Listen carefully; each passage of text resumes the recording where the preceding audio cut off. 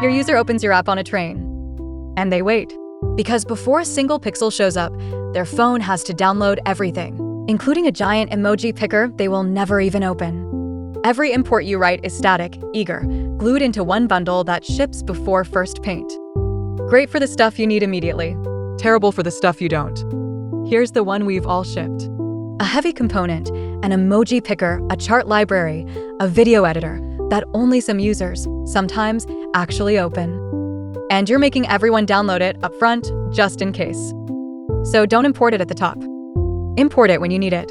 Import with parentheses isn't a keyword anymore.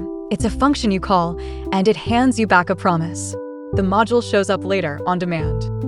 The moment your bundler sees a dynamic import, it does something magic. It carves that code out into a separate file, a chunk.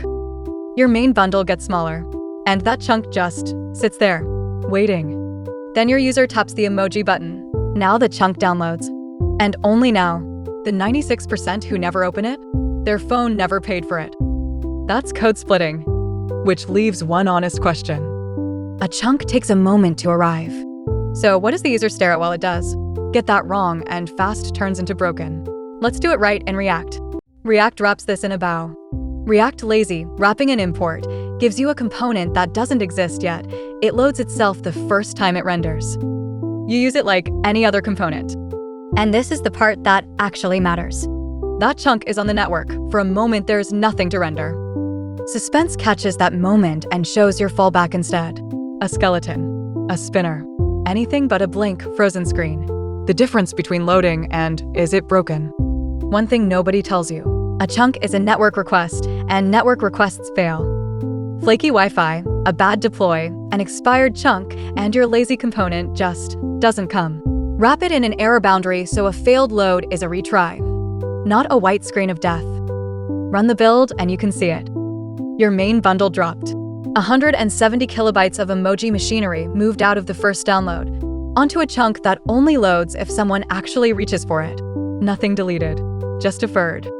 But don't go split happy. Split a chunk that loads a chunk that loads a chunk, and you've built a request waterfall, slower than the bundle you started with. Split something tiny, and the loading flash costs more than just shipping it. The rule: dynamic import the big, the optional, the below the fold. Everything your user sees immediately? Keep it static. One gotcha: React.lazy doesn't render on the server yet. If you're server-side rendering, reach for loadable component, same idea, but server-safe. Static import ships everything, eagerly, /. Dynamic import ships what they need now, and loads the rest the moment they ask for it. Less on the first download means your app wakes up faster.